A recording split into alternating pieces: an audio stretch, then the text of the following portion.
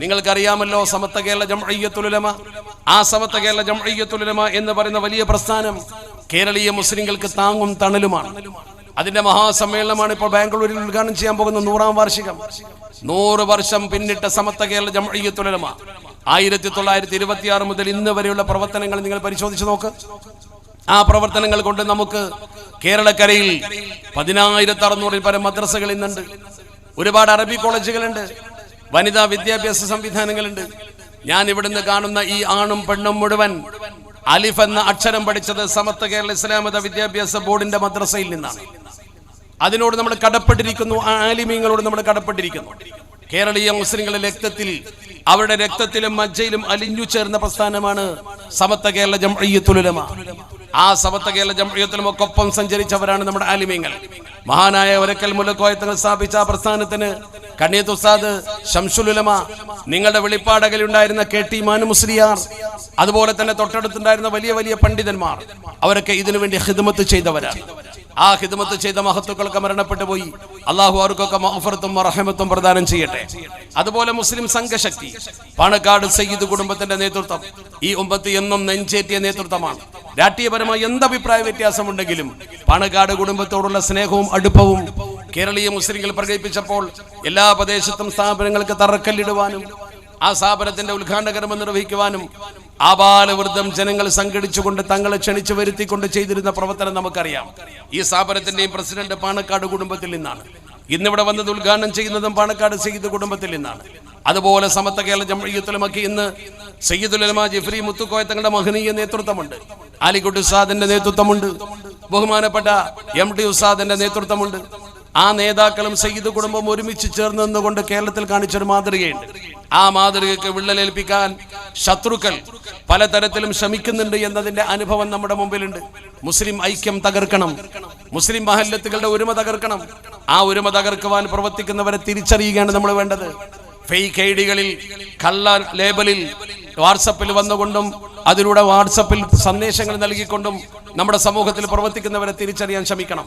മുസ്ലിം ഉമ്മത്തിനെ സംബന്ധിച്ചിടത്തോളം അഭിപ്രായ വ്യത്യാസങ്ങൾ എന്തുണ്ടായാലും ശരി, അത് ഉടനെ തീർക്കുവാനും ഒരുമയോടെ നിൽക്കുവാനുമാണ് മുസ്ലിം സമുദായത്തിന്റെ പൂർവികർ ശ്രമിച്ചിട്ടുള്ളത്. ചരിത്രത്തിലേക്ക് നോക്കൂ നിങ്ങൾ. ചരിത്രത്തിൽ ഒരുപാട് അഭിപ്രായ വ്യത്യാസങ്ങൾ ഉണ്ടായിട്ടുണ്ട്. പരസ്പര ബന്ധങ്ങൾ നിലനിർത്താൻ അവർക്ക് പ്രചോദനമേകുന്ന തരത്തിൽ അവർ പിന്നീട് പ്രവർത്തിച്ചിട്ടുമുണ്ട്. ഇസ്ലാമിക ചരിത്രത്തിന്റെ പുറകിലേക്ക് പോയി നോക്ക് നിങ്ങൾ. അള്ളാഹുവിന്റെ പുണ്യത്തിരുദൂതർ അഷ്റഫുൽ ഖൽഖ് മുത്ത മുഹമ്മദ് മുസ്തഫ സ്വല്ലല്ലാഹു അലൈഹി വസല്ലമ തങ്ങൾ ഈ ഭൂമുഖത്ത് സമൂഹത്തിന് നേതൃത്വം കൊടുത്തുകൊണ്ട് ജീവിക്കുന്ന കാലഘട്ടം. അന്നത്തെ സ്വഹാബത്തിൽ പോലും അഭിപ്രായ വ്യത്യാസം ഉണ്ടായിട്ടുണ്ട്. ആ അഭിപ്രായ വ്യത്യാസങ്ങളെ അവരൊരിക്കലും ദീനിന്റെ പ്രബോധനത്തിന് തടസ്സമാക്കിയില്ല, അവരുടെ പുരോഗതിക്ക് തടസ്സമാക്കിയില്ല. അവരത് മനസ്സിൽ വെച്ചുകൊണ്ട് നടന്നില്ല, അവരതിന്റെ പേരിൽ ഭിന്നിച്ചില്ല. ഒരു ഉദാഹരണം നോക്കൂ നിങ്ങൾ. മഹാനായ ബിലാൽ മുഅദ്ദിൻ റളിയല്ലാഹു തആല അൻഹു നിങ്ങൾക്കറിയാം. മഹാനായ ബിലാൽ റളിയല്ലാഹു തആല അൻഹു അള്ളാഹുവിന്റെ പരിശുദ്ധ തിരുദൂതർ മദീനത്തെ പള്ളിയിൽ ബാങ്ക് വിളിക്കാൻ ചുമതലപ്പെടുത്തിയ മഹാനാണ്. നീഗ്രോയാണ്, കറുത്ത വർഗക്കാരനാണ്, പിന്നാക്ക വിഭാഗക്കാരൻ എന്ന് വേണമെങ്കിൽ നമുക്കിന്ന് പറയാം. അദ്ദേഹവും ബഹുമാനപ്പെട്ട അബൂ ദർറുൽ ഗിഫാരി റളിയല്ലാഹു തആല അൻഹു. ഗിഫാർ ഗോത്രം എന്ന് പറഞ്ഞാൽ അന്നത്തെ സംബന്ധിച്ചിടത്തോളം ചരിത്രത്തിൽ പരിശുദ്ധമായ മക്കയിലും മദീനയിലും ഒക്കെ പ്രമുഖ ഗോത്രം, മദീനത്തെ പ്രമുഖ ഗോത്രം എന്ന് പറയുമ്പോൾ ഗിഫാർ ഗോത്രം എന്ന് പറയുമ്പോൾ വലിയ ഗോത്രമാണ്. ആ ഗോത്രത്തിൽപ്പെട്ട പലരും ഇസ്ലാമിലേക്ക് വരാൻ കാരണക്കാരൻ ഈ ഗോത്രത്തിന്റെ നേതൃനിലയിലുണ്ടായിരുന്ന അബൂ ദർറുൽ ഗിഫാരി റളിയല്ലാഹു തആല അൻഹു ആണ്. ഗിഫാർ ഗോത്രം ചരിത്ര പ്രസിദ്ധമാണ്. ഔസ് പോലെ ഖസറജ് പോലെ അന്നാണെങ്കിൽ ഈ ഗോത്രീയ മഹിമ ഉയർത്തിപ്പിടിക്കുന്ന ഒരു കാലഘട്ടവുമാണ്. അക്കാലഘട്ടത്തിൽ ചരിത്രം പറയുന്നു വഖഅത്തു ഖുസൂമത്തുൻ ബൈന അബീ ദർറിൻ വ ബിലാൽ. താരീഖിലുണ്ട്, നിങ്ങളൊക്കെ ഒന്ന് ഇരുത്തി പഠിച്ചു നോക്ക്. ബിലാൽ റളിയല്ലാഹു തആല അൻഹുവും അബൂ ദർ റളിയല്ലാഹു തആല അൻഹുവും തമ്മിൽ അഭിപ്രായ വ്യത്യാസമുണ്ടായി, തർക്കമുണ്ടായി. അവരെന്തെങ്കിലും കാര്യങ്ങൾ ചർച്ച ചെയ്യുമ്പോൾ തർക്കമുണ്ടാകും, നമ്മളൊക്കെ തർക്കിക്കും, അഭിപ്രായങ്ങൾ വ്യത്യസ്തമായിരിക്കും. ഈ അഭിപ്രായ വ്യത്യാസങ്ങൾ ഉണ്ടാകുന്ന സമയത്ത് തർക്കം വരും. പക്ഷെ ആ തർക്കത്തിന്റെ പരിണിതി എന്താന്ന് നോക്കണം. അത് പിന്നെ മനസ്സിൽ സൂക്ഷിക്കുകയോ അതിന്റെ പേരിൽ വിദ്വേഷം വരുത്തുകയോ ചെയ്യുന്ന പ്രവർത്തനം സ്വഹാബത്തിനുണ്ടായിരുന്നില്ല.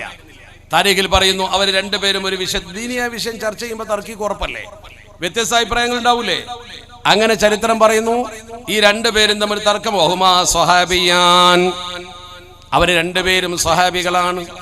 അബൂ ദർറുൽ ഗിഫാരി റളിയല്ലാഹു തആല അൻഹുവും ബഹുമാനപ്പെട്ട ബിലാൽ മുഅദ്ദിൻ റളിയല്ലാഹു തആല അൻഹുവും രണ്ടും സ്വഹാബികളാണ്. അങ്ങനെ പറയാൻ കാരണം നമ്മളെല്ലാവരും ഓർക്കണം, 2 സ്വഹാബികൾ എന്ന് പറഞ്ഞാൽ അള്ളാഹുവിന്റെ പരിശുദ്ധ ഹബീബിന്റെ പുണ്യ സ്വഹാബ. അവർ നമ്മളെക്കാൾ വളരെ മേലെയാണ്. അതുകൊണ്ട് തന്നെ അവർ തമ്മിൽ തർക്കമുണ്ടായത് നമ്മൾ ഉദ്ധരിക്കുമ്പോൾ ഒരു പക്ഷത്തും നിൽക്കണ്ട, സൂക്ഷ്മതയോടെ നിൽക്കുക. 2 പക്ഷത്തും നമ്മൾ നിൽക്കേണ്ട കാര്യമില്ല. നമ്മൾ ഒരു ഭാഗത്തും നിൽക്കേണ്ട. 2ഉം ശരിയാണ്, 2ഉം സ്വഹാബത്താണ്. നമ്മൾ അവരുടെ വിഷയത്തിൽ ഇത് ഉദ്ധരിക്കുന്നു എന്ന് മാത്രം. എന്തിന്? അവരെ കുറ്റപ്പെടുത്താനോ ഒരാളെക്കാൾ മേലെയാണെന്ന് പറയാനോ അല്ല, മറിച്ച് അവർ ചെയ്ത പ്രവർത്തനം നമുക്ക് വലിയ പാഠമാണ്. ആ ഗുണപാഠം പഠിക്കാൻ വേണ്ടി മാത്രമാണ് നമ്മൾ ഇത് ഉദ്ധരിക്കുന്നത്. എന്റെ സദസ്സിലിരിക്കുന്ന പ്രിയപ്പെട്ട സഹോദരീ സഹോദരന്മാർ ഓർക്കണം, ചരിത്രകാരന്മാർ പറയുന്നു വഹുമാ സ്വഹാബിയാൻ, അവർ 2 പേരും അല്ലാഹുവിന്റെ പരിശുദ്ധ തിരുദൂതരുടെ സ്വഹാബികളാണ്. ലാകിന്നഹുമാ ബശറുൻ, അവർ 2 പേരും മനുഷ്യരാണ്. അവർ 2 പേരും മനുഷ്യരാണ് എന്ന് പറഞ്ഞാൽ മാനുഷികമായ പരിമിതികൾ ഏതൊരാൾക്കും ഉണ്ടായേക്കാം. അവർ 2 പേരും മനുഷ്യരാണ് എന്ന് പറഞ്ഞതിന്റെ അർത്ഥം അതാണ്. അങ്ങനെ 2 പേരും തമ്മിൽ തർക്കമുണ്ടായി. ആ തർക്കമുണ്ടായപ്പോൾ 2 പേരും സംസാരിച്ച് ബഹുമാനപ്പെട്ട അബൂദർ ഗിഫാരി റളിയല്ലാഹു തആല വലിയ കുടുംബത്തിലെ അംഗമാണ്. ബിലാൽ റളിയല്ലാഹു തആല കറുത്ത വർഗത്തിലെ അംഗമാണ്. അബദ്ധവശാൽ അവർ സംസാരിച്ച് ബഹുമാനപ്പെട്ട അബൂദർ തങ്ങൾക്ക് അല്പം ദേഷ്യം വന്നപ്പോൾ അദ്ദേഹം പറഞ്ഞു വളരെ ഗൗരവത്തോടുകൂടി യബ്ന സൗദാ, അങ്ങനെ ഒരു വാക്ക് പറഞ്ഞു പോയി അദ്ദേഹം. യബ്ന സൗദാ എന്ന് പറഞ്ഞാൽ ആ വാക്കിന്റെ അർത്ഥം കറുത്തവളുടെ മകനെ എന്നാണ്. കറുത്തവളുടെ മകനെ, അത് ഏത് നിലക്കും വ്യാഖ്യാനിക്കാം. കറുത്ത വർഗം എന്ന് പറയുന്ന വർഗത്തിൽ താഴ്ന്നവനാണ് നിങ്ങൾ എന്ന രീതിയിൽ താഴ്ത്തി കെട്ടി. മാത്രമല്ല ഉമ്മാനെ പറഞ്ഞു, ഓ കറുത്തവളുടെ മകനെ യബ്ന സൗദാ എന്നാണ് പറഞ്ഞത്. അബൂദർ ഗിഫാരി റളിയല്ലാഹു തആല ഇങ്ങനെ ഒരു വാക്ക് പറഞ്ഞു പോയി. അത് വല്ലാത്ത സങ്കടമായി ബഹുമാനപ്പെട്ട ബിലാൽ മുഅദ്ദിൻ റളിയല്ലാഹു തആല എന്നെ കുറിച്ച് അങ്ങനെയാണല്ലോ പറഞ്ഞത്, എന്റെ ഉമ്മയെ വരെ പേരെടുത്ത് പറഞ്ഞല്ലോ എന്ന് പറഞ്ഞ ഉമ്മാനെ പറഞ്ഞു എന്നർത്ഥം. ഒരു സങ്കടം തോന്നി അദ്ദേഹത്തിന്. ആ സ്നേഹവും സങ്കടവും ഒക്കെ കൂടി അദ്ദേഹം ആ സദസ്സിൽ നിന്ന് മെല്ലെ ഇറങ്ങിപ്പോയി. അയാൾ അവിടെ നിന്ന് ഇറങ്ങിപ്പോയി നേരെ ചെന്നു അള്ളാഹുവിന്റെ പരിശുദ്ധ ഹബീബ് അഷ്റഫുൽ ഖൽഖ് മുഹമ്മദ് മുസ്തഫ സ്വല്ലല്ലാഹു അലൈഹി വസല്ലമ തങ്ങളുടെ മജ്ലിസിലേക്ക്. അന്ന് സ്വഹാബത്തിന് എന്ത് സങ്കടം വന്നാലും അവസാനം എത്തിച്ചേരുക മുത്തുനബി തങ്ങളുടെ സദസ്സിലാണ്. മുത്തുനബി തങ്ങളുടെ സദസ്സിൽ പോയിട്ട് സങ്കടം പറഞ്ഞു, നബിയെ എന്നെ ഇങ്ങനെ പറഞ്ഞല്ലോ, ബിലാൽ റളിയല്ലാഹു തആലയുടെ വാക്കാണ്, എന്നെ അബൂദർ തങ്ങൾ ഇങ്ങനെ പറഞ്ഞു നബിയെ. അങ്ങനെ പറഞ്ഞപ്പോൾ മുത്തുനബി തങ്ങളുടെ സങ്കടമൊക്കെ കേട്ടു. ആര് വന്ന് സങ്കടം പറഞ്ഞാലും ആര് വന്ന് എന്തൊക്കെ പറഞ്ഞാലും അത് കേട്ട് നല്ല ഒരു പരിഹാരം നിർദ്ദേശിച്ചു കൊടുക്കും. അതായിരുന്നു നമ്മുടെ പുണ്യനബി അഷ്റഫുൽ ഖൽഖ് മുഹമ്മദ് മുസ്തഫ സ്വല്ലല്ലാഹു അലൈഹി സ്വലാത്തൊക്കെ ചൊല്ലിക്കൂടെ, അതുകൊണ്ട് ഒരു കുഴപ്പം വരില്ല. അള്ളാഹു നമുക്ക് ബറക്കത്ത് ചെയ്യട്ടെ. അങ്ങനെ പരിശുദ്ധ പ്രവാചകർ വിഷയമൊക്കെ കേട്ട് ഒരാളെ കേൾക്കുക എന്ന് പറയുമ്പോൾ തന്നെ വലിയ സന്തോഷ. സങ്കടപ്പെട്ട് വരുന്നൊരു മനുഷ്യനെ ശരിക്കും കേട്ടാൽ ആ കേൾവി തന്നെ വല്ലാത്തൊരു സന്തോഷ. അതുകൊണ്ട് തന്നെ ആ കേൾവിയുടെ അടിസ്ഥാനം ഇത് പിന്നെ നമ്മുടെ സാധാരണ ഒരു പതിവാണ്. എല്ലാവരും അതിലേക്ക് തങ്ങളാൽ കഴിയുന്ന ഒരു സംഭാവന കൊടുത്തിട്ട് നല്ല സന്തോഷത്തോടു കൂടി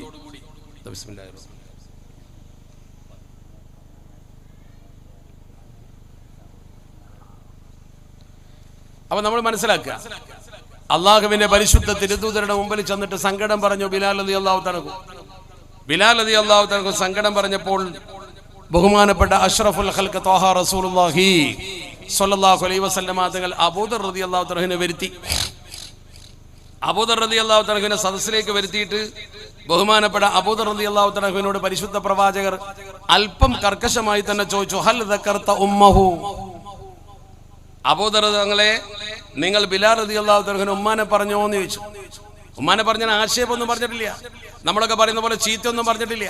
നമ്മുടെ നാട്ടിൽ നമ്മൾ പറയുന്ന പോലെ മോശപ്പെട്ട രീതിയിലൊന്നും അല്ല പറഞ്ഞത്. ഒരു കറുത്തവന്റെ മകളെ എന്നൊരു വിളി വിളിച്ചു, മകനെ എന്നുള്ളൊരു വിളി വിളിച്ചു, അത്രേ പറഞ്ഞോളൂ. നിങ്ങൾ അവന്റെ ഉമ്മ, നിങ്ങൾ ഇദ്ദേഹത്തിന്റെ ഉമ്മാനെ പറഞ്ഞോ എന്ന് ചോദിച്ചു നബി തങ്ങൾ.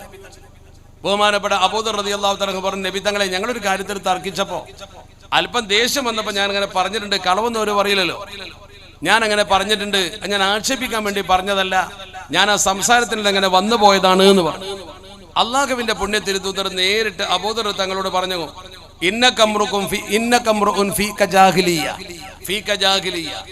നിങ്ങളെ കയ്യിൽ ഇപ്പോൾ ആ ജാഹിലിയത്തിന്റെ സ്വഭാവം കുറച്ചുണ്ട് എന്ന് എനിക്ക് തോന്നണമെന്ന് പറഞ്ഞു മുത്തുനബി തങ്ങൾ. ജാഹിലിയത്തിന്റെ സ്വഭാവം നിങ്ങൾ വിട്ടുപോയിട്ടില്ല. എന്താ ജാഹിലിയത്തിന്റെ സ്വഭാവം? ജാഹിലിയത്തിന്റെ സ്വഭാവം എന്ന് പറയുന്ന ആഢ്യത്വം. ഞാനാണ് വലിയ ആള്, എന്നെക്കാൾ താഴ്ന്നവരാണ് മറ്റുള്ളവരൊക്കെ, ഞാൻ വലിയ ഗോത്രക്കാരനാണ് എന്ന ഒരു ആഢ്യത്വ മനോഭാവം പ്രകടിപ്പിച്ചു നിങ്ങളിൽ.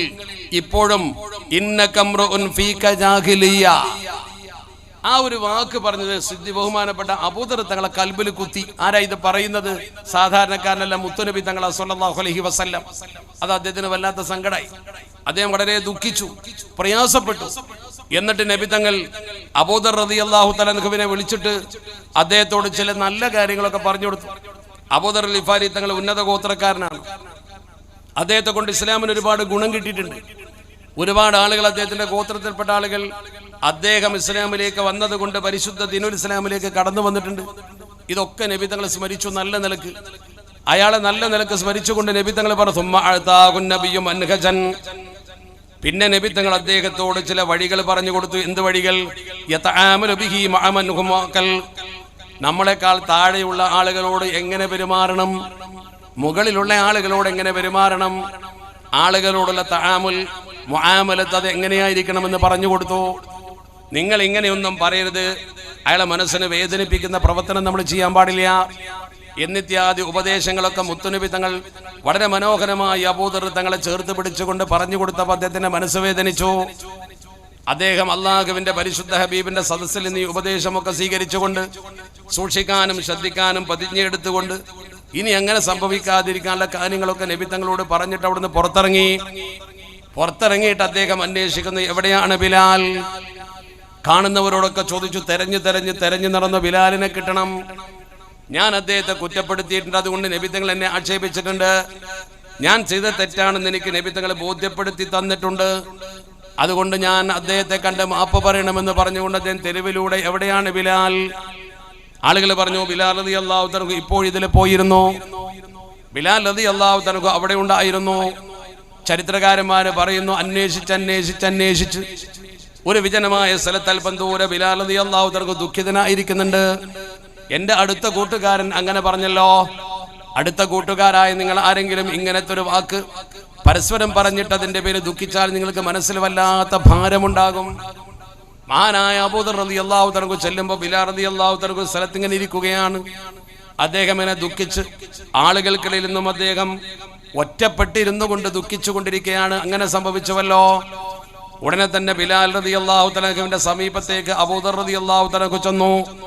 മലാ അബൂദർ റളിയല്ലാഹു തആല നടന്ന് ഹത്താ ലഖിയ ബിലാൽ മുഅദ്ദിൻ റളിയല്ലാഹു തആല അൻഹുവിനെ കണ്ടുമുട്ടുന്നത് വരെ നടന്നു. ചരിത്രകാരന്മാർ പറഞ്ഞ മനോഹരമായി എഴുതി. അങ്ങനെ ചെന്നപ്പോൾ എന്നിട്ട് അദ്ദേഹത്തോട് മാപ്പ് പറഞ്ഞു. എന്റെ സദസ്സിലുള്ള പ്രിയപ്പെട്ട സുഹൃത്തുക്കൾ, ആണാണെങ്കിലും പെണ്ണാണെങ്കിലും ഓർത്ത് നോക്ക്. നമ്മളാണെങ്കിൽ ചിന്തിക്കുക നേരെ മറിച്ചാണ്. ഞങ്ങൾ ഇങ്ങനെ സംസാരിക്കുമ്പോൾ ഒരു വാക്ക് ഞാൻ പറഞ്ഞതിന് നബി തങ്ങളെ സദസ്സിൽ പോയി എന്നെ കുറിച്ച് കംപ്ലൈന്റ് പറയണോ? അള്ളാന്റെ റസൂലിന്റെ മുഖത്ത് ചെന്നുകൊണ്ട് എന്നെ കുറിച്ച് പറഞ്ഞത് ശരിയാണോ? എന്നാലൊന്ന് കാണണമെന്ന് കരുതി വാശി പിടിച്ചു നിൽക്കും നമ്മൾ. പിന്നെ എല്ലാ സമയത്തും ആ വാശിയാണ്. പിന്നെ കണ്ടാൽ മിണ്ടൂല, തമ്മിൽ തർക്കമാണ്. ഇതല്ലേ നമ്മൾ ചെയ്യുക? എന്നാൽ നബി തങ്ങൾ സദുപദേശം കൊടുത്തപ്പോൾ ബഹുമാനപ്പെട്ട അബൂദർ തങ്ങൾ എത്ര വലിയ കുടുംബത്തിലെ അംഗമാണെങ്കിലും മനസ്സ് മാറി. ബിലാൽ റളിയല്ലാഹു തആലയെ കാണണം, എനിക്ക് മാപ്പ് ചോദിക്കണം. ഒരു വ്യക്തിയെ സംബന്ധിച്ചിടത്തോളം അയാളുടെ ഏറ്റവും വലിയ ഗുണം എന്തെങ്കിലും ഒരു തെറ്റ് സംഭവിച്ചാൽ അല്ലെങ്കിൽ വീഴ്ചയാണെന്ന് തോന്നിയാൽ അത് സമ്മതിക്കലാണ്. മനസ്സവിടേക്ക് വരലാണ്. അതൊരു മനുഷ്യന്റെ നന്മയുടെ ലക്ഷണമാണ്. എന്റെ കയ്യിൽ തെറ്റും പറ്റൂല എന്ന് കരുതി വാശി പിടിച്ച് ഇങ്ങനെ നിൽക്കല്ല വേണ്ടത്. ഞാൻ അങ്ങനെ വാശി പിടിച്ച് നിൽക്കാൻ പാടില്ല. ഞാനിവിടെ പ്രസംഗിക്കുമ്പോൾ നിങ്ങളൊക്കെ മോശക്കാരും ഞാൻ വലിയൊരു പ്രഭാഷകനാണെന്ന് ഞാൻ കരുതാൻ പാടില്ല. അത് അഹന്തയാണ്. എന്നെക്കാൾ വിവരമുള്ളവർ ഈ സദസ്സിലുണ്ടാകും എന്നാണ് ഞാൻ കരുതേണ്ടത്. എന്നെക്കാൾ പാരമ്പര്യമുള്ളവരും അറിയുന്നവരും ഈ സദസ്സിലുണ്ടാകും എന്ന് കരുതി ഞാൻ നിങ്ങളോട് പറയണം. അപ്പോഴേ നിങ്ങൾക്ക് ആ വിശ്വാസമുള്ളത് കൊണ്ട് അത് ഉൾക്കൊള്ളാൻ കഴിയും. ഞാനൊരു അഹങ്കാരിയായി നിങ്ങളെ മുമ്പിൽ നിന്നിട്ട് ഞാനാണ് എല്ലാം ശരി, നിങ്ങൾക്കൊന്നും അറിയില്ല എന്ന ധാരണയിൽ ഞാൻ പ്രസംഗിച്ചാൽ പ്രവർത്തിച്ചാൽ പിന്നെ നിങ്ങൾ ഒരിക്കലും അത് അംഗീകരിക്കില്ല. അതാണ് ഇസ്ലാമിക പ്രബോധന ശാസ്ത്രത്തിന്റെ ഏറ്റവും വലിയ സവിശേഷത. നമുക്കത് പഠിപ്പിച്ചു തന്നിട്ടുണ്ട് പരിശുദ്ധ തിരുദൂതര്. ഒരിക്കലും ജനങ്ങളെ നമ്മൾ നിസ്സാരമാക്കാൻ പാടില്ല. അതുകൊണ്ട് തന്നെ അള്ളാഹുവിന്റെ പുണ്യ തിരുദൂതർ ഈ വിഷയം നിങ്ങൾ നോക്കണം. അബൂദർ റളിയല്ലാഹു തആലയോട് ഉപദേശം കൊടുത്തപ്പോൾ അദ്ദേഹത്തിന്റെ മനസ്സ് മാറി. അദ്ദേഹം നേരെ ചെന്നിട്ട് മാപ്പ് പറയാം. ആ മാപ്പ് പറയുന്ന രംഗം കണ്ടോ നിങ്ങൾ? ബിലാൽ റളിയല്ലാഹു തആലയുടെ മുമ്പിൽ ചെന്നിട്ട് മാപ്പ് പറഞ്ഞു എന്ന് മാത്രമല്ല, കേട്ടോളൂ, നേരെ നിലത്തവിടെ ഇരുന്നു.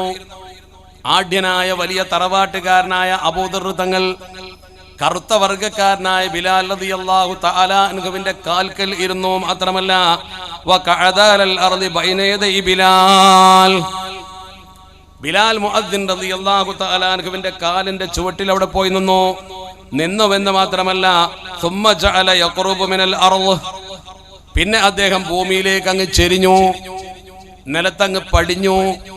അങ്ങനെ പറഞ്ഞാൽ വേഗം നിങ്ങൾക്ക് മനസ്സിലാകും.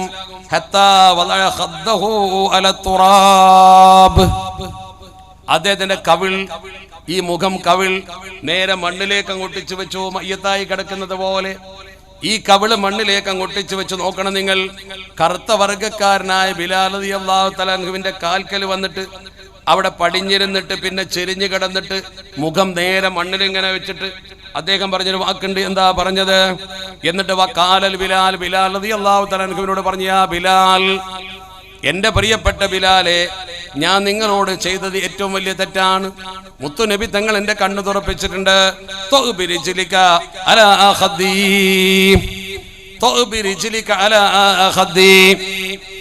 എന്ന് പറഞ്ഞ അറബി പദത്തിന്റെ അർത്ഥം ചവിട്ടണം, നിങ്ങൾ ചവിട്ടണം. എന്റെ ഈ കവിള് മണ്ണിനാണ്, ഈ കവിളത്ത് നിങ്ങൾ ചവിട്ടണം. ബിരിജ്ലിക, നിങ്ങളെ കാല് കൊണ്ട് ബിലാലെ, നിങ്ങളുടെ കറുത്ത ആ കാല് കൊണ്ട് എന്റെ കവിളിലൊന്ന് ചവിട്ടണം. അത്ര വലിയ തെറ്റാ ഞാൻ ചെയ്തത്. നോക്ക് നിങ്ങൾ, ബഹുമാനപ്പെട്ട അബൂദർ തങ്ങളുടെ മനംമാറ്റം. അല്പസമയമേ ഈ തെറ്റ് നിലനിന്നുള്ളൂ. ബിലാൽ തങ്ങൾ എങ്ങനെയാ അബൂദർ തങ്ങളെ ചവിട്ടുമോ? ഇല്ലല്ലോ. പിടിച്ചെഴുന്നേൽപ്പിച്ച് കെട്ടിപ്പിടിച്ചുകൊണ്ട് അവർ രണ്ടുപേരും സുഹൃത്തുക്കളായി വീണ്ടും തിരിച്ചു വരുന്ന രംഗമുണ്ട്. അള്ളാഹുവിന്റെ പരിശുദ്ധ ഹബീബ് പറഞ്ഞ വാക്ക് കേട്ടുകൊണ്ട് രണ്ടുപേരും ഒരുമിച്ചൊരു രംഗമുണ്ട്. ഓർക്കണം നിങ്ങൾ, ഒന്ന് തെറ്റി അടുത്ത നിമിഷം തന്നെ അത് പൂർത്തിയായി. അങ്ങനെയാണ് മനുഷ്യർ. എന്തെങ്കിലും തെറ്റിദ്ധാരണ ഉണ്ടെങ്കിൽ അത് ഉടനെ തീർക്കുക, തമ്മിൽ ഒരുമിക്കുക, അതല്ലേ വേണ്ടത്? അതല്ലേ ഇസ്ലാമിന്റെ പാരമ്പര്യം? ആ പാരമ്പര്യമല്ലേ ലോകത്ത് നമ്മൾ കാഴ്ചവെച്ചത്? ഇന്ന് നമ്മൾ അങ്ങനെയാണ്. ഒന്ന് വാശി ഇങ്ങനെ പിടിക്കല്ലേ, ഇന്ന് വാശി പിടിച്ചുകൊണ്ട് നമ്മളിങ്ങനെ നിൽക്കല്ലേ? അതല്ലേ നമ്മൾ ചിന്തിക്കേണ്ടത്? ഇതേ സംഭവം, ഇതുപോലത്തെ സംഭവം ഏറ്റവും വലിയ സ്വഹാബികളിൽ പ്രമുഖനായിരുന്ന, ലോകത്തെ ഏറ്റവും വലിയ മഹാനായ സിദ്ദീഖുൽ അക്ബർ റളിയല്ലാഹു തആല അൻഹുവും അതുപോലെ തന്നെ ഉമറുൽ ഫാറൂഖ് തങ്ങളും തമ്മിലുണ്ടായല്ലോ. അത് പറയുമ്പോഴും ഞാൻ പറയുന്നു, അവരും മനുഷ്യരാണ്. മാനുഷികമായ ചില അഭിപ്രായ വ്യത്യാസങ്ങൾ എപ്പോഴും ഉണ്ടാകും. അതൊരു തെറ്റല്ല, അവർ ചെയ്ത നന്മയാണ് നമ്മൾ നോക്കേണ്ടത്. ഇവർ രണ്ടുപേരും ഇതുപോലെ ഒരു സ്ഥലത്ത് ഇങ്ങനെ സംസാരിച്ചിരിക്കുന്നു, താരീഖിലുണ്ട്. ആ സംഭവത്തെ കുറിച്ച് താരീഖിൽ പറയുന്ന വഖഅത്ത് ബൈന അബീബക്കറിൻ വ ഉമറ മുഹാവറ, അവര് തമ്മിലൊരു മുഹാവറ ഉണ്ടായി, ഒരു ചർച്ച. അവർ രണ്ടുപേരും തമ്മിലൊരു വാദപ്രതിഭാവം പോലെ ചില കാര്യത്തിൽ, ദീനിയായ കാര്യത്തിൽ തർക്കിക്കുമല്ലോ, അങ്ങനെ വേണം ഇങ്ങനെ വേണം എന്നൊക്കെ തർക്കിക്കും. അങ്ങനെ അവർ തമ്മിൽ നല്ല തർക്കമുണ്ടായി. ആ തർക്കമുണ്ടായ സമയത്ത് ബഹുമാനപ്പെട്ട ഉമർ റളിയല്ലാഹു തആല എന്തോ പറഞ്ഞു. സിദ്ദീഖ് തങ്ങൾ ഇങ്ങോട്ട് പറഞ്ഞു, രണ്ടുപേരും ദീനിയായ കാര്യം പറഞ്ഞു, ചീത്ത വാക്കൊന്നുമല്ല, മോശപ്പെട്ട പദമൊന്നുമല്ല. ഇസ്ലാമിലെ ചില കാര്യങ്ങൾ അവർ ചർച്ച ചെയ്യുമ്പോൾ ഒരാൾ പറഞ്ഞത് വേറെ, മറ്റേ പറഞ്ഞത് വേറെ. അവസാനം വല്ലാതെ പറഞ്ഞപ്പോ ഉമർ റളിയല്ലാഹു തആല പറഞ്ഞ കാര്യം ഉറപ്പിച്ചുകൊണ്ട് അദ്ദേഹം പറഞ്ഞപ്പോൾ സിദ്ദീഖ് തങ്ങൾ അതിന് എതിരാണ് പറഞ്ഞത്. അത് ചീത്ത വാക്കല്ല, ഒരു വിഷയത്തിന്റെ അഭിപ്രായം പറയുന്നത്. പക്ഷെ ഉമർ തങ്ങൾക്ക് അത് വല്ലാത്ത മനപ്രയാസമായി. ഉമർ തങ്ങൾ ആ സദസ്സിൽ നിന്ന് ഇറങ്ങിപ്പോയി. അദ്ദേഹം പ്രതിഷേധിച്ചാണ് ഇറങ്ങിപ്പോയത്. സിദ്ദീഖ് തങ്ങളോട് ഇനി ഏറ്റുമുട്ടാൻ ഞാനില്ല എന്ന് കരുതി അദ്ദേഹം സങ്കടത്തോടെ ഇറങ്ങിപ്പോയി. സിദ്ദീഖ് തങ്ങളോട് വെറുപ്പുള്ളോട് പോയതല്ല. ഇനി പറഞ്ഞാൽ സിദ്ദീഖ് തങ്ങൾക്കെതിരെ വല്ലതും പറയേണ്ടി വരും. അത് ശരിയല്ല. ലോകത്തെ ഏറ്റവും വലിയ ഈമാനുള്ള മനുഷ്യനാണത്. ആ മനുഷ്യനോട് ഞാൻ മോശപ്പെട്ടൊന്നും പറയാൻ പാടില്ല എന്ന് കരുതി സദസ്സ് നിർത്തിവെച്ച് പോയി. ഇനി ചർച്ചയ്ക്ക് വന്ന ഉമർ തങ്ങൾക്ക് ദേഷ്യം വരും. അപ്പൊ തൽക്കാലം ഇനി അദ്ദേഹം വിളിച്ചാൽ മിണ്ടണ്ട, ഇതൊക്കെ അടങ്ങിയിട്ട് നോക്കാന്നുള്ള കരുതി അദ്ദേഹം പോവാണ്. അദ്ദേഹം പോയി. നോക്കണം നിങ്ങൾ, ദേഷ്യം പിടിച്ച് പോകുക എന്ന് പറഞ്ഞാൽ തെറ്റിപ്പോവല്ല ചെയ്തത്. ഇനി സംസാരിച്ചാൽ ചിലപ്പോൾ കൂടുതൽ എന്തെങ്കിലുമൊക്കെ പറയേണ്ടി വരുമല്ലോ എന്ന് കരുതി തിരിച്ചു വിളിച്ചിട്ട് പോലും മിണ്ടാതെ ഉമർ തങ്ങൾ പോയി. സിദ്ദീഖ് തങ്ങളെ മനസ്സ് വേദനിച്ച് ഓർക്കണം നിങ്ങൾ. മഹാനായ സിദ്ദീഖുൽ അക്ബർ റളിയല്ലാഹു തആല അൻഹുവിന്റെ മനസ്സ് വേദനിച്ചു പോയി. സിദ്ദീഖ് തങ്ങൾ പറഞ്ഞു, പിന്നാലെ നടന്നിട്ട് പറഞ്ഞതാ ഉമർ തങ്ങൾ തെറ്റിപ്പോകുന്നു, സിദ്ദീഖ് തങ്ങൾ പിന്നാലെ പോകുന്നു. നമ്മളാണെങ്കിൽ നമ്മുടെ കൂട്ടത്തിൽപ്പെട്ട ഒരാളെങ്ങനെ ചെയ്താൽ തിരിഞ്ഞു നോക്കുവോ? പിന്നെ പോട്ടിന് പോകട്ടെ, പോണ പാട്ടിൽ പോകട്ടെ എന്നല്ല കരുതുക. ആ ആണ്ട് പോട്ടെ, നമുക്ക് നോക്കാലോ.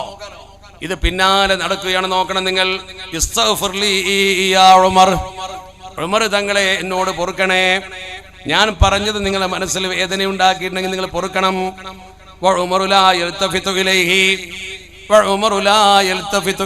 ഉമർ തങ്ങൾ തിരിഞ്ഞു നോക്കുന്നില്ല. ഉമർ റളിയല്ലാഹു തആല തിരിഞ്ഞു നോക്കാതെ നടന്നു. ദേഷ്യം കൊണ്ടാണെങ്കിലും ശരി അദ്ദേഹം കരുതിയത് എന്താ, തിരിച്ചു വിളിച്ചിട്ട് ഞാൻ ചെന്നാൽ ഇനിയും ആ ചർച്ച വരും, അപ്പൊ ഞാൻ എന്തെങ്കിലും ഏറെ പറഞ്ഞു പോകും. സിദ്ദീഖ് തങ്ങളോട് ഏറെ ഒന്നും പറയണ്ട എന്ന് കരുതി തിരിഞ്ഞു നോക്കാതെ പോയി. അപ്പൊ അബൂബക്കർ തങ്ങളോ, അബൂബക്കർ നിങ്ങൾ ചെയ്യോ ഞാൻ ചെയ്യോ? അബൂബക്കർ തങ്ങൾ യംഷി നടക്കുന്നു, വറാഅഹു അദ്ദേഹത്തിന്റെ പിന്നാലെ. അദ്ദേഹം പിന്നെയും ഇസ്തിഗ്ഫാർ ചോദിക്കുകയാണ്. അബൂബക്കർ യഅ്തദിറു മാപ്പ് പറയുകയാണ്. ഞാൻ ചെയ്ത് തെറ്റാണെങ്കിൽ ഉമർ തങ്ങളെ പൊറുക്കണം. എങ്ങനെയാ പറയുന്നത്? വയംഷി വറാഅഹു പിന്നാലെ നടന്നിട്ട് ഉമർ തങ്ങളെ പിന്നാലെ നടന്നിട്ട് അബൂബക്കർ തങ്ങൾ പറയുന്നു, പൊറുക്കണം ഉമറേ, എന്റെ കയ്യിൽ വീഴ്ച വന്നിട്ടുണ്ടെങ്കിൽ പൊറുക്കണം ഉമറേ. ഹത്താ വസല ഉമറു ഇലാ ബൈതിഹി ഉമർ റളിയല്ലാഹു തആല അൻഹു തന്റെ വീട്ടിൽ എത്തുന്നത് വരെ, ഉമർ തങ്ങൾ തന്റെ വീട്ടിലേക്ക് എത്തുന്നത് വരെ സിദ്ദീഖ് തങ്ങൾ പിന്നാലെ പോയി. അങ്ങനെ തന്നെയാണ് ചരിത്രം പറയുന്നത്. ഉമർ തങ്ങൾ വീട്ടിലെത്തി. വഅഗ്ലക ബാബഹു ഫീ വജ്ഹിഹി ഉമർ തങ്ങൾ വീട്ടിലേക്ക് കയറിയിട്ട് വാതിലടച്ചു. ഇനി എന്നെ വിളിക്കണ്ട എന്ന അർത്ഥത്തിൽ. സിദ്ദീഖ് തങ്ങൾക്ക് വലിയ സങ്കടമായി. സിദ്ദീഖ് തങ്ങളെ മനസ്സിന് മുറിവേറ്റു. ഉമറിന്റെ പിന്നാലെ ഞാൻ വീട് വരെ നടന്നു, എന്നിട്ട് വീട്ടുകാരി വാതിലടച്ചു. ഇതെനിക്ക് സങ്കടമുള്ള കാര്യമാണ്. നമ്മൾ ആരെങ്കിലുമാണ് അങ്ങനെ ചെയ്തതെങ്കിൽ പിന്നെ തിരിഞ്ഞു നോക്കുമോ? പിന്നെ ആ തെറ്റ് കാലാകാലവും ഉണ്ടാവൂലേ? അങ്ങാടിയിൽ ഇറങ്ങിയിട്ട് 10 ആളോട് പറയും, ഞാൻ വീട് വരെ പോയിട്ടും വാതിലടച്ചു, വീട്ടിലേക്ക് എന്നെ സ്വീകരിച്ചില്ല എന്നൊക്കെ പറയും. അതിനെ നെഗറ്റീവ് വശം മാത്രം എടുക്കും. മഹാനായ അബൂബക്കർ സിദ്ദീഖ് റളിയല്ലാഹു തആല അൻഹു നേരെ പോകുന്നു. അല്ലാഹുവിന്റെ പുണ്യത്തിന് ദൂതർ അഷ്റഫുൽ ഖൽഖ് മുഹമ്മദ് മുസ്തഫ സ്വല്ലല്ലാഹു അലൈഹി വസല്ലമ തങ്ങളെ സമീപിക്കുന്നു. ബഹുമാനപ്പെട്ട ഉമർ തങ്ങൾ ചെന്നിട്ട് വീട്ടിൽ തന്നെ ഇരിക്കുന്നു. അബൂബക്കർ തങ്ങൾ നബിയുടെ സദസ്സിലെത്തി. അബൂബക്കർ സിദ്ദീഖ് റളിയല്ലാഹു തആല ദൂരെ നിന്ന് വരുന്നത് നബി തങ്ങൾ കണ്ടു. നബി തങ്ങൾ സദസ്സിലുള്ളവരോട് പറഞ്ഞു, എന്തോ പ്രശ്നമുണ്ട്, ഇല്ലെങ്കിൽ അബൂബക്കർ അങ്ങനെ വരില്ല. ആ വരവ് കുറച്ച് ഗൗരവമുള്ള വരവാണ്. എന്തോ വിഷമം അദ്ദേഹത്തിന്റെ മനസ്സിൽ കുടുങ്ങിയിട്ടുണ്ട്. നബി തങ്ങൾക്ക് അത് ദൂരെ നിന്ന് കാണാൻ പറ്റി. അബൂബക്കർ സിദ്ദീഖ് റളിയല്ലാഹു തആല വന്നു. മുത്തുനബിയുടെ ചാരത്തിരുന്നു കൊണ്ട് സങ്കടം പറഞ്ഞു. ഉമർ തങ്ങളും ഞാനും തമ്മിലൊരു മുഹാവറ. അവസാനം ഞാൻ പറഞ്ഞ എന്തോ അദ്ദേഹത്തിന് പറ്റിയില്ല. അദ്ദേഹം ഇറങ്ങിപ്പോയി. പിണങ്ങിപ്പോയി അദ്ദേഹത്തിന്റെ പിന്നാലെ ഞാൻ നടന്നുകൊണ്ട് മാപ്പ് ചോദിച്ചു നബിയെ. എന്നിട്ടും അദ്ദേഹം വീട്ടിന്റെ അടുത്ത് വരെ ചെന്ന് ഞാൻ നിന്നിട്ടും വാതിലടച്ചു നബിയെ, എനിക്ക് സങ്കടമുണ്ട് നബിയെ എന്ന് മാത്രം പറഞ്ഞു, പരാതിപ്പെട്ടില്ല. ഉമർ തങ്ങളെ കുറിച്ചൊരു കുറ്റവും പറഞ്ഞില്ല. എന്റെ കയ്യിലാണ് തെറ്റെന്ന് പറഞ്ഞു. അങ്ങനെ ഇരിക്കെ നബി തങ്ങളുടെ സദസ്സിൽ ഈ സംഭവം നടക്കുമ്പോൾ വാതിലടച്ച് അകത്തിരിക്കുന്ന ഉമർ തങ്ങളുടെ മനസ്സ് മാറുകയാണ്. എന്താണ് ഞാൻ ചെയ്തത്? ഒരു വാക്കല്പം ഏറിയിട്ടുണ്ട് ഉമർ തങ്ങൾ ചെയ്ത പ്രവർത്തനത്തിൽ എന്ന് അദ്ദേഹത്തിന് തോന്നി. ഞാനാണ് തെറ്റ് ചെയ്തത് എന്ന് അദ്ദേഹത്തിന്റെ മനസ്സ് പറയുന്നു. എന്റെ പിന്നാലെ എന്റെ ജേഷ്ഠ സഹോദരനെ പോലെയുള്ള സിദ്ദീഖ് തങ്ങൾ വീട് വരെ നടന്നു വന്നിട്ട് ഞാൻ വാതിലടച്ചല്ലോ, തെറ്റാണത്. ഞാൻ അങ്ങനെ ചെയ്യാൻ പാടില്ല. അല്ലാഹുവിന്റെ പരിശുദ്ധ ഖുർആൻ പറഞ്ഞിട്ടുണ്ട്, വമയ്യത്തഖില്ലാഹ യജ്അൽ ലഹു മഖ്റജാ. അല്ലാഹുവിനെ ഭയപ്പെടുന്നവർക്ക് അല്ലാഹു ഒരു മാർഗം തുറന്നു കൊടുക്കും. മാത്രമല്ല യജ്അൽ ലഹു ഫുർഖാനാ. മുത്തഖീങ്ങളെ കുറിച്ച് പറഞ്ഞ വാക്കിൽ പരിശുദ്ധ ഖുർആൻ പറഞ്ഞിട്ടുണ്ട്, വമയ്യത്തഖില്ലാ. അല്ലാഹുവിനെ ഭയപ്പെട്ടുകൊണ്ട് ജീവിക്കുന്ന മനുഷ്യനാണോ തഖ്വ കൽബിന്റെ ഉള്ളിലുള്ളോ, യജ്അൽ ലഹു ഫുർഖാനാ, അവർക്ക് ഫുർഖാൻ കൊടുക്കും. എന്താ ഫുർഖാൻ എന്ന് പറഞ്ഞ അർത്ഥം? സത്യാസത്യ വിവേചനം. നല്ല മുത്തഖീങ്ങളായ മനുഷ്യൻ, പടച്ചവനെ പേടിച്ചുകൊണ്ട് ജീവിക്കുന്ന മനുഷ്യന്റെ കയ്യിൽ മനുഷ്യൻ എന്ന രീതിയിൽ തെറ്റ് സംഭവിച്ചാലും അടുത്ത നിമിഷം തന്നെ പടച്ചറബ് കൽബിൽ നന്മട്ട് തരുമാ, ചെയ്ത് തെറ്റാന്ന് മനസ്സ് പറയും. അതല്ല ശരിയാണെങ്കിൽ ശരിയെന്ന് പറയും. ഖുർആൻ അവിടെ പറഞ്ഞ വാചകം തഖ്വയുള്ള മനുഷ്യൻ, ഒരാളെ മുത്തഖിയാണെങ്കിൽ യജ്അൽ ലഹു ഫുർഖാനാ, അവന് പടച്ചറബ് ഫുർഖാൻ കൊടുക്കും. ആ ഫുർഖാനാണ് ഈ കാണുന്നത്. ഉമറുൽ ഫാറൂഖ് തങ്ങളെ മനസ്സ് മാറിപ്പോയി. വാതിൽ തുറന്നതാ ഓടുന്നു മുത്തുനബിയുടെ സദസ്സിലേക്ക്. മുത്തുനബി തങ്ങളെ സദസ്സിലേക്ക് ചെന്ന് കയറുമ്പോൾ സിദ്ദീഖ് തങ്ങൾ അവിടെയുണ്ട്. ബഹുമാനപ്പെട്ട സിദ്ദീഖ് തങ്ങൾ ആ സദസ്സിലുണ്ട്. ഓടി രണ്ടുപേരും ഒരുമിച്ചു. ആ സമയത്ത് ബഹുമാനപ്പെട്ട സിദ്ദീഖ് തങ്ങൾ മുത്തുനബിയോട് പറഞ്ഞ കാര്യം മുത്തുനബി തങ്ങളെ ബഹുമാനപ്പെട്ട ഉമർ തങ്ങളോട് ചോദിക്കുന്നു. സിദ്ദീഖ് തങ്ങൾ പേടിച്ചുപോയി. ഉമർ തങ്ങളെ നബി തങ്ങൾ സാക്ഷിക്കുമോ? ഉമർ തങ്ങളെ നബി തങ്ങൾ കുറ്റപ്പെടുത്തുമോ? ഉമറിന്റെ വീടിന്റെ അറ്റം വരെ പോയിട്ട് വാതിലടച്ചു എന്ന് പറഞ്ഞത് അള്ളാഹുവിന്റെ പരിശുദ്ധ പ്രവാചകർ ഗൗരവത്തിലെടുത്തു. അങ്ങനെ ആ സമയത്ത് ബഹുമാനപ്പെട്ട സിദ്ദീഖ് തങ്ങൾ പേടിച്ചുകൊണ്ട് പറഞ്ഞു, നബിയെ, ഉമർ അല്ല കുറ്റം ചെയ്തത്, ഞാനാണ് വാക്കിലേറിയത്. ഉമർ തങ്ങളെ നബി തങ്ങളെ കുറ്റം പറയാതിരിക്കാൻ വേണ്ടി പ്രതിരോധം തീർത്തു അബൂബക്കർ തങ്ങള്. നോക്കണം നിങ്ങൾ അവർ തമ്മിലുള്ള ബന്ധം. ആ വീടിന്റെ അടുത്ത് വരെ പോയ സിദ്ദീഖ് തങ്ങളെ ഉമർ തങ്ങളെ വന്നപ്പോ ആ ഉമർ തങ്ങളെ നബി തങ്ങൾ കുറ്റപ്പെടുത്തുമോ എന്ന് പേടിച്ചിട്ട് ഞാനാണ് തെറ്റുകാരൻ, അദ്ദേഹം കുറ്റക്കാരനല്ല എന്ന് പറയുകയാണ്. അവിടെ പ്രതിരോധം തീർക്കുകയാണ്. നബി തങ്ങൾക്ക് കാര്യം ബോധ്യപ്പെടുകയാണ്. രണ്ടുപേരും പുഞ്ചിരിയോടെ കെട്ടിപ്പിടിച്ചുകൊണ്ട് ആ സദസ്സിൽ നിന്ന് പിരിയുകയാണ്. ഒരു അഭിപ്രായ വ്യത്യാസമുണ്ടായി. ആ അഭിപ്രായ വ്യത്യാസം നിമിഷാർദ്ധങ്ങൾ കൊണ്ട് തീർന്നു. നമ്മളങ്ങനെയാണോ? നമ്മളിങ്ങനെ വെച്ചോണ്ടിരിക്കൂലേ? വെറുതെ പിണങ്ങി നിൽക്കൂലേ? പാര വെക്കൂലേ? പോര് കാണിക്കൂലേ? പെണ്ണുങ്ങളൊക്കെ ഉണ്ടല്ലോ സദസ്സില്, ശരിക്ക് വരണം. നമുക്കിതാ പരിശുദ്ധ റമദാൻ സമാഗതമാവുകയാണ്. റമദാന്റെ വെളിയാളം തൊട്ടടുത്തെത്തിയിരിക്കുകയാണ്. 2 മാസം കഴിഞ്ഞാൽ പരിശുദ്ധ റമദാനിലേക്കായി.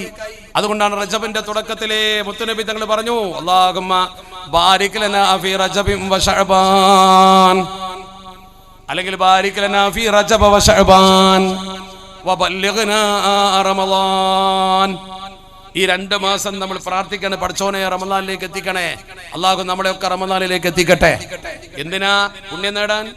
ഒരുപാട് പുണ്യങ്ങൾ പരിശുദ്ധ റമദാനിലെത്തുമ്പോൾ നമുക്ക് നേടാനുണ്ട്. ആ പുണ്യങ്ങൾ നേടാൻ വേണ്ടി നമ്മുടെ റമദാനിലേക്ക് എത്തിക്കട്ടെ എന്നുള്ള പ്രാർത്ഥനയാണ്. ഇത് മുത്തുനബി തങ്ങൾ പ്രാർത്ഥിച്ച പ്രാർത്ഥനയാണ്. റമദാൻ അത്ര പവിത്രമാണ്. ആ റമദാനിലെ ഓരോ ദിവസത്തിനും വലിയ പ്രത്യേകത ഉണ്ട്. പക്ഷേ ആ ദിവസത്തിൽ ഏറ്റവും വലിയ പ്രത്യേകത ഒരു ദിവസമുണ്ട്. അതാണ് നമുക്കറിയാൻ ഏറ്റവും കൗതുകമുള്ളത്. അത് ഏതാന്ന് നമുക്കറിയില്ല. അതറിയാതിരുന്ന എന്തുകൊണ്ട് അതുകൂടി പറയണം.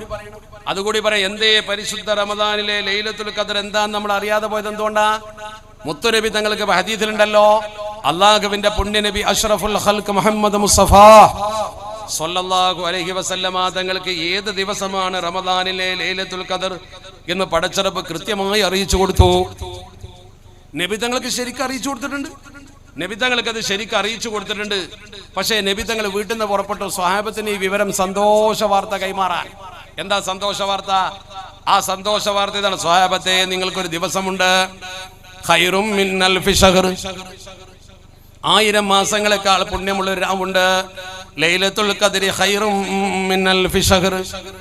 1000 മാസം നിങ്ങൾ ഇബാദത്ത് എടുത്താൽ കിട്ടാത്തത് ആ ഒറ്റ 12 മണിക്കൂർ. മഗ്രിബിന്റെ ബാങ്ക് വിളിച്ച ശേഷം സുബഹിന്റെ ബാങ്ക് വിളിക്കുന്നതിനിടക്കുള്ള സമയം തനസ്സുലുൽ മലായികത്തു വറൂഹു ഫീഹാ, അല്ലാഹുവിന്റെ അനുഗ്രഹം ഇറങ്ങുന്ന ദിവസമാണത്, രാത്രിയാണത്. ആ രാത്രിക്ക് 1000 മാസങ്ങളെക്കാൾ പുണ്യമുണ്ട് എന്ന് ജനങ്ങളോട് സ്വഹാബത്തിനോട് പറയാൻ വേണ്ടി നബി തങ്ങൾ പുറപ്പെട്ടു. ഹദീസിലുണ്ട്, ഫതലാഹർജുലാനി, റസൂൽ തങ്ങൾ നടന്നു പോകും. 2 ആൾ ഭയങ്കര തർക്കം, അടിയും പിടിയും കൂടുക. 2 ആൾ അടിപിടി. ഈ സമുദായത്തിലെ 2 പേര് അടിയും പിടിയും കൂടുകയാണ്. അവർ മുമ്പിച്ച് കുഴപ്പമുണ്ടാക്കുകയാണ്. 2 ആൾ കച്ചറ ഉണ്ടാക്കിക്കൊണ്ടിരിക്കുന്ന നബി തങ്ങൾ കണ്ടു. നബി തങ്ങൾ അത് ഇടപെട്ടു. അങ്ങനെ ഇടപെട്ട ആ വിഷയത്തിൽ ഇടപെട്ടപ്പോഴേക്കും നബി തങ്ങൾ ഈ ദിവസം ഏതാന്ന് മറന്നുപോയി. പിന്നെ സ്വഹാബത്തിനോട് വന്നിട്ട് ആ ദിവസം പറയാൻ നബി തങ്ങൾക്ക് ഓർമ്മയില്ല. നബി തങ്ങൾക്ക് ഓർമ്മക്കുറവുള്ളത് കൊണ്ടോ നബി തങ്ങൾക്ക് ബുദ്ധിശക്തി ഇല്ലാത്തതുകൊണ്ടോ അല്ല, അള്ളാഹു അങ്ങനെ ആക്കിയതാ. നമുക്ക് ആ ദിവസം അറിയിച്ചു തരാത്തിൽ 2 കാര്യം ഉണ്ട്. അതിൽ 2 കാര്യം മഹാന്മാര് പറയുന്നു. ഒന്നാമത്തെ കാര്യം എന്താ? ആ ദിവസം ഏതാണെന്ന് കൃത്യമായി അറിഞ്ഞാൽ ആ ഒരൊറ്റ ദിവസം പുണ്യം നേടാൻ മാത്രം നമ്മൾ നോക്കും. പിന്നെ വേറെ ദിവസമൊന്നും നമ്മൾ ഉണ്ടാവില്ല. ഇന്ന ദിവസമാണ് ലൈലത്തുൽ ഖദർ. നമ്മളെ കൗമൊക്കെ അന്ന് ലൈലത്തുൽ ഖദറിന്റെ പള്ളിയിലുണ്ടാവും, പിന്നെ ഒരു ദിവസം ഉണ്ടാവില്ല. കാരണം 1000 മാസത്തെ പുണ്യം കിട്ടിയല്ലോ, പിന്നെ ഇടങ്ങേറിന് നിൽക്കണ്ടല്ലോ എന്ന് വിചാരിക്കും. അങ്ങനെയാണ്. അല്ലെങ്കിൽ തന്നെ ലാഭം ഉണ്ടോ നോക്കലാണ് നമ്മുടെ പരിപാടി. അങ്ങനെയല്ല, നമ്മളെ അവസ്ഥ അങ്ങനെയല്ലോ. പണ്ട് മിഹ്റാജിന്റെ കഥ ഒരു ഉസ്താദ് സദസ്സിന് ഇങ്ങനെ വിശദീകരിച്ചു. അള്ളാന്റെ റസൂല് മിഹ്റാജിന് പോയിട്ട് തിരിച്ചു വരുമ്പോൾ 50 വക്ത് നിസ്കാരം കൊടുത്തു. വഴിക്ക് വെച്ച മൂസാ നബി തങ്ങളെ കണ്ടു. മൂസാ നബി പറഞ്ഞു, 50 വക്ത് നിങ്ങൾക്ക് താങ്ങൂല. മൂസാ നബി അലൈഹി സ്വലാത്തു വസ്സലാം പറഞ്ഞു, കൗമിന് താങ്ങൂല, നിങ്ങൾ തിരിച്ചു പോയിട്ട് കുറക്കാൻ പറയുന്നു. നബി തങ്ങൾ പോയി. ഒരു വട്ടം പോയപ്പോൾ 5 കുറച്ചു. അപ്പോഴും മൂസാ നബി തങ്ങളോട് 45 താങ്ങൂല, നിങ്ങളെ കൗമിന് താങ്ങൂല, അതുകൊണ്ട് നിങ്ങൾ തിരിച്ചു പോകണമെന്ന് പറഞ്ഞു. വീണ്ടും പോയി. 9 വട്ടം പോയി. 9 5 45 കുറച്ചു. 9 വട്ടം. മൂസാ നബി അലൈഹി സ്വലാത്തു വസ്സലാമിന്റെ നിർദ്ദേശപ്രകാരമാണ് പോയത്. താരീഖിലുണ്ടല്ലോ,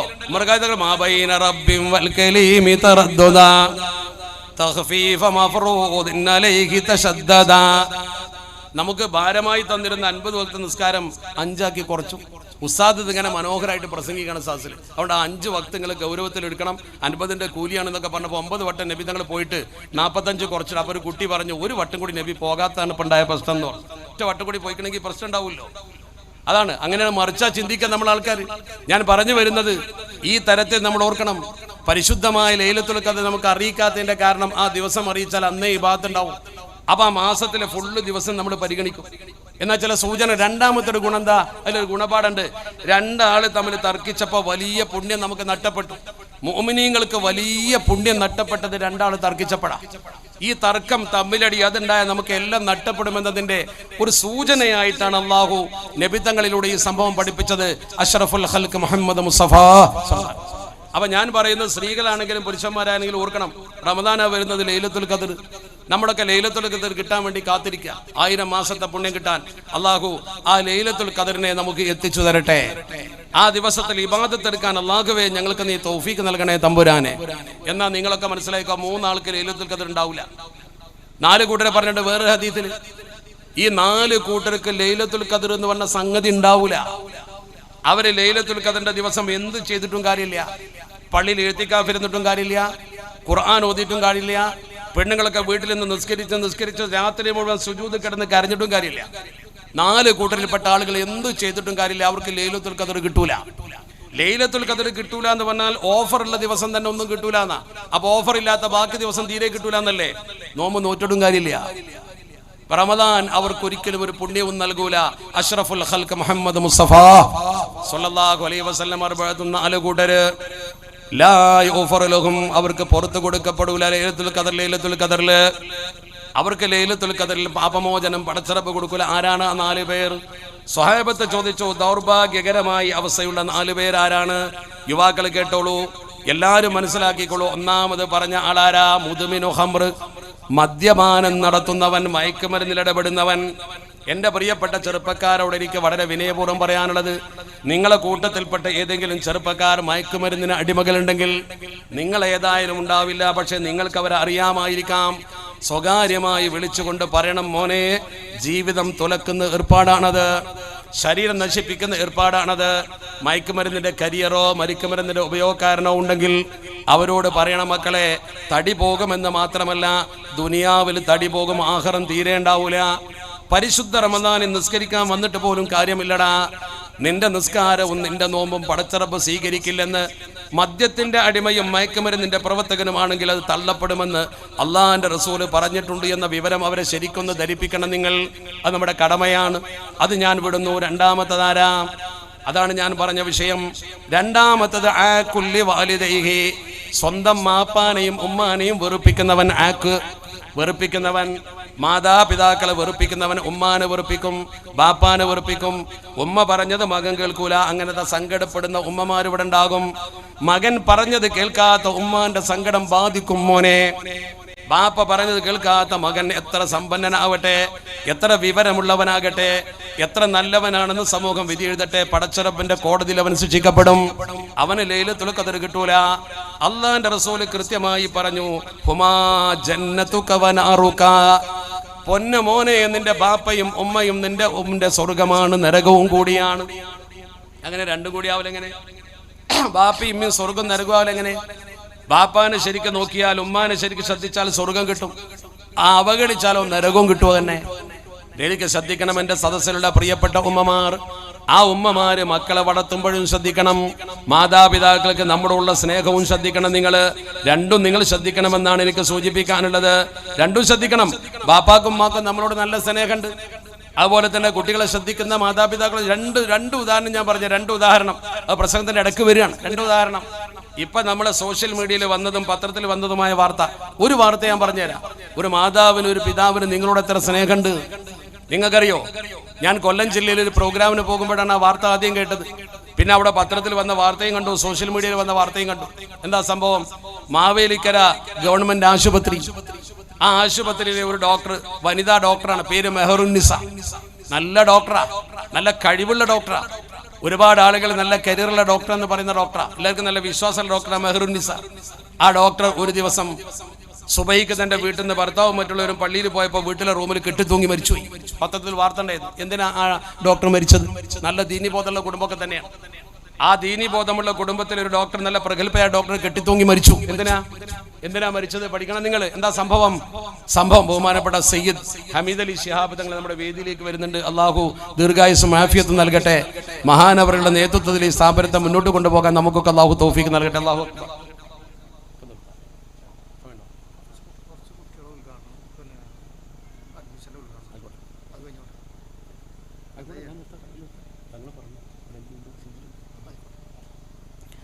തങ്ങൾക്ക് സമയത്തിരക്കുണ്ടാവും, അല്പസമയം കൂടി ഇതുകൂടി പറഞ്ഞ് അവസാനിപ്പിക്കട്ടെ, ഈ പറഞ്ഞ വിഷയം പൂർത്തിയാക്കട്ടെ. ആ ഡോക്ടർ മരണപ്പെട്ടതിന്റെ കാരണം, ആത്മഹത്യക്ക് കാരണം എന്താ? ഒറ്റ കാരണമേ ഉള്ളൂ. ആ ഡോക്ടർക്ക് ബിന്യാമീൻ എന്ന് പറയുന്ന ഒരു കുട്ടിയുണ്ട്. ഈ കുട്ടി കാനഡയിൽ പഠിക്കുകയാണ്. അന്ന് ഡോക്ടർക്ക് രാത്രി വിവരം കിട്ടിയെന്നറിയോ? ഈ കുട്ടി കാനഡയിൽ വെച്ചൊരു ആക്സിഡന്റിൽ മരിച്ചുപോയി. സ്വന്തം മകൻ അവിടെ മരിച്ച ദുഃഖം താങ്ങാതെ ഇത് കെട്ടി തൂങ്ങി മരിച്ചുപോയി. നല്ലൊരു ഡോക്ടറെ. അവർ ഉമ്മാക്ക് കുട്ടികളുടെ സ്നേഹത്തിന്റെ ഗൗരവത്രയാ. പക്ഷെ എന്തൊക്കെ പറഞ്ഞാൽ ന്യായീകരിക്കാൻ കഴിയില്ല. നമ്മളപ്പോൾ ആത്മഹത്യ ചെയ്യല്ല വേണ്ടത്, സബറ വേണ്ടത്, വേറെ കാര്യം. ഈ ഉമ്മാന്റെ സ്നേഹത്തിന്റെ ഒരു ഉദാഹരണമാണ് ഞാൻ പറഞ്ഞത്. ചെറുപ്പക്കാരായ കുട്ടികൾ മനസ്സിലാക്കണം, നമ്മൾ ഉമ്മാക്കും ഉപ്പാക്കും ഒക്കെ നമ്മളോട് എന്ത് സ്നേഹമുണ്ട്. ആ കുട്ടിക്ക് പരിക്കേറ്റ് കന്നഡയിൽ വാഹനാപകടത്തിൽ മരിച്ചു എന്നുള്ള വിവരം കിട്ടിയപ്പോഴാണ് ഉമ്മ കെട്ടി തൂങ്ങിയത്. ഓർക്കണം നിങ്ങൾ. ഡോക്ടർ MBBS പഠിച്ച് ജനങ്ങൾക്കൊക്കെ സേവനം ചെയ്ത ഡോക്ടർ. രണ്ടാമത്തെ ഒരു ഉദാഹരണം പറയട്ടെ, ആ ഉമ്മാരോടാ പറയാനുള്ളത്. നമ്മുടെ മലപ്പുറം ജില്ലയിൽ ഉണ്ണിയാൽ എന്ന് പറയുന്ന പ്രദേശം തിരൂരാണ്. ഏതാനും ദിവസം മുമ്പ് പത്രത്തിൽ വാർത്ത ഉണ്ടായിരുന്നു, ചാനലിലും വന്നു. എന്താ വാർത്ത? 1ാം ക്ലാസ്സിൽ പഠിക്കുന്ന ഒരു കൊച്ചുകുട്ടി, 7 വയസ്സാ. ആ കുട്ടിയുടെ പേരെന്താ? മുഹമ്മദ് ഷാഹിദ്. ആ കുട്ടി മുഹമ്മദ് ഷാഹിദ് എന്ന് പറയുന്ന 1ാം ക്ലാസ്സിലെ 7 വയസ്സുള്ള കുട്ടി, 1ാം ക്ലാസ് കഴിയാൻ പോണ കുട്ടി, അടുത്ത വർഷം 2ാം ക്ലാസ്സിലാ. ആ കുട്ടി വീട്ടിലെ കുളിമുറിയിൽ കയറി ആത്മഹത്യ ചെയ്തു. എന്താ സംഭവം? കുട്ടിക്ക് മൊബൈൽ ഉമ്മ കൊടുത്തില്ല. ആ ദേഷ്യത്തിലാണ് ആത്മഹത്യ ചെയ്തത്. മൊബൈൽ കൊടുത്തില്ല. ആരാ ഉത്തരവാദി? കുട്ടിയല്ല, ഉമ്മയാണ്. എന്താ കാരണം? ഉമ്മയാണ് പ്രതി. എന്താ കാരണം? ഉമ്മാക്ക് വീട്ടിലെ പണി നടക്കാൻ, കുട്ടിന്റെ ശല്യം ഒഴിവാക്കാൻ വേണ്ടി മൊബൈൽ കൊടുക്കും ഓണാക്കിയിട്ട്. കുട്ടി അതുമ്പോൾ കളിച്ചിരിക്കും, ഉമ്മാന്റെ പണിയൊക്കെ നടക്കും.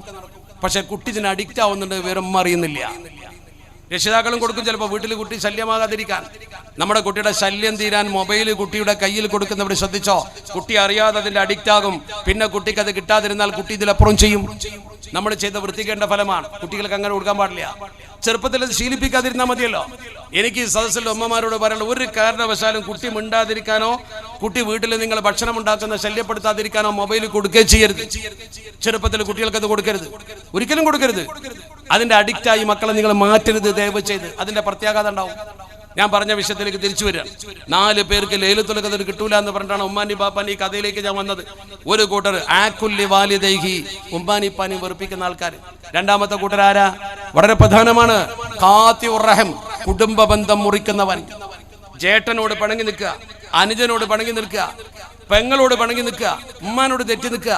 അങ്ങനത്തെ ആൾക്കാർ ആരെങ്കിലും സദസ്സിലുണ്ടെങ്കിൽ ശ്രദ്ധിച്ചോ, അവർ ഇരിക്കുന്ന സദസ്സിൽ ദുആ ചെയ്താൽ പോലും ഉത്തരം കിട്ടൂല. അവർക്ക് ലൈലത്തുൽ ഖദർ കിട്ടൂല. കുടുംബം ഖാതിഉർ റഹം എന്ന പദം, കഥയ എന്ന് മുറിച്ചു എന്ന, റഹിം എന്ന് എന്താ അർത്ഥം? റഹിം എന്ന് പറഞ്ഞ പദത്തിന്റെ അർത്ഥം എന്താ? ഗർഭപാത്രം എന്നാണ്. ഗർഭപാത്രം മുറിക്കുന്നവനാണ് കുടുംബം പൊളിക്കുന്നവനെ കുറിച്ച് അള്ളാഹുവിന്റെ പുണ്യത്തിരുദൂതർ അഷ്റഫുൽ ഖൽഖ് മുഹമ്മദ് മുസ്തഫ സ്വല്ലല്ലാഹു അലൈഹി വസല്ലമ തങ്ങൾ പറഞ്ഞത് ശരിക്കും ശ്രദ്ധിക്കണം. ഒരു വയറ്റിൽ പിറന്ന ജേട്ടനും അനുജനും തെറ്റി നിൽക്കുന്നവർ ഈ സദസ്സിലുണ്ടോ? ഈ നാട്ടിലുണ്ടോ? പെങ്ങളോട് പെറ്റി നിൽക്കുന്ന ആങ്ങളുണ്ടോ? ഭൂമി ഓഹരി വെച്ചതിന്റെ പേരിലോ ചെറിയ പ്രശ്നത്തിനോ തമ്മിൽ തെറ്റി നിൽക്കുന്നവരുണ്ടോ? റമദാൻ ഒരു ഗുണങ്ങൾക്ക് ചെയ്യൂല, ഒരു പ്രതിഫലം റമദാൻ കൊണ്ട് കിട്ടൂല. ലൈലത്തുൽ ഖദർ പോയിട്ട് നോമ്പ് പോലും കിട്ടൂല. ശരിക്കും ശ്രദ്ധിച്ചോ, പിണക്കം മാറ്റാനുള്ള സമയമാണിത്. റമദാൻ വരുന്നതിന് മുമ്പ് നന്നാവുക നല്ലത്. എന്തിനാ ദുന്യാവിന് വേണ്ടി ഒരു തുണ്ട് ഭൂമിക്ക് വേണ്ടി 10 രൂപക്ക് വേണ്ടി തമ്മിൽ തെറ്റി നിൽക്കുന്നത്? 4ാമത്തെ ആളാരാന്നറിയോ? അതെന്നെ മുഷാഹിൻ. ഒരു കാരണവുമില്ലാതെ പിണങ്ങി നിൽക്കുന്ന ആൾക്കാർ, അന്യ ആൾക്കാർ പിണങ്ങി നിൽക്കുക. ഒരു കാര്യമല്ല, ശറഈയായ കാരണത്തിന് പിണങ്ങ. ഞാൻ നിസ്കരിക്കൂല അല്ലെങ്കിൽ കള്ളു കുടിക്കുന്ന ഒരാൾ പറഞ്ഞാൽ അവനോട് പിണങ്ങ. ഇതങ്ങനെയല്ല. അയൽപക്കത്തെ ആളോട് മുണ്ട്, പെണ്ണുങ്ങളൊക്കെ ഉണ്ട്, അയൽപക്കത്തെ പെണ്ണിനോട് മിണ്ടൂല. അയൽപക്കത്തെ വീട്ടുകാരോട് എന്താ സംഭവം? ഒന്നുമില്ല. ഒരു കോഴി ചാടിയതാ പ്രശ്നം, കോഴിയാണ് പ്രതി, അല്ലെങ്കിൽ ആടാണ് പ്രതി. അതിന്റെ പേരിൽ കാലാകാലം മിണ്ടാതിരിക്കുക. അതിനാണ് മുഷാഹിൻ എന്ന് പറയാ, തമ്മിൽ തെറ്റി നിൽക്കുക. അങ്ങനത്തെ ആളുകൾക്ക് അള്ളാഹുവിന്റെ റഹ്മത്ത് ഉണ്ടാവൂല എന്ന് മാത്രമല്ല, അവർക്ക് ലൈലത്തുൽ ഖദർ കിട്ടൂല. 4 കൂട്ടർക്ക് ലൈലത്തുൽ ഖദർ കിട്ടില്ല എന്ന് പറഞ്ഞ 4 കൂട്ടരായത്. ഒന്ന് ചിന്തിച്ചൂടെ? ഒന്ന് മാറിക്കൂടെ? ഐക്യത്തിന്റെയും ഒരുമയുടെയും സന്ദേശമാണ് ഞാൻ പറഞ്ഞത്. ഒരുമ നിലനിർത്തുക, ഓരായം ചേർത്ത ഉരുക്ക് കോട്ട പോലെ നിൽക്കുക. പരസ്പരം ചെളിവാരി എറിയാതെ, പരസ്പരം ആക്ഷേപിക്കാതെ, കണ്ടതും കേട്ടതും പറയാതെ. അള്ളാഹുവിന്റെ പരിശുദ്ധതയും പഠിപ്പിച്ചു. കഫാ ബിൽ മർഇ ഇസ്മൻ അൻ യുഹദ്ദിസ ബികുല്ലി മാ സമിഅ. അള്ളാഹുവിന്റെ റസൂൽ പറഞ്ഞ വാക്കാ. കേട്ടതൊക്കെ പറയാ. കുറ്റക്കാരനാകാൻ ഇത് മാത്രം മതി. ഒരു മനുഷ്യൻ അള്ളാഹിന്റെ കോടതിയിൽ കുറ്റക്കാരനെ കേട്ടതൊക്കെ വിളിച്ചു പറയാ. അതിന്റെ സത്യാവസ്ഥ എന്താന്ന് പരിശോധിക്കാതെ. അറിഞ്ഞാലും അത് പറയേണ്ട ആവശ്യമില്ലല്ലോ. എല്ലാം വിളിച്ചു പറയാനുള്ളതാ? അല്ല. നമ്മുടെ വാക്കുകൾ നന്മയല്ലാതെ സമൂഹത്തിൽ എത്തിച്ചാൽ അതിന്റെ കുറ്റം നമുക്കാ. സോഷ്യൽ മീഡിയ ദുരുപയോഗം ചെയ്യപ്പെടുന്ന കാലമാണ്. അതുകൊണ്ട് ഞാൻ ആദ്യം പറഞ്ഞ രീതിയിൽ സമസ്ത കേരള ജംഇയ്യത്തുൽ ഉലമായുടെ ആലിമീങ്ങളുടെ പാണക്കാട് സയ്യിദ് കുടുംബത്തിന്റെ നേതൃനിരക്കൊപ്പം നിന്നുകൊണ്ട് ദീനീ ഖിദ്മത്ത് ചെയ്യാൻ നമുക്ക് കഴിയണം.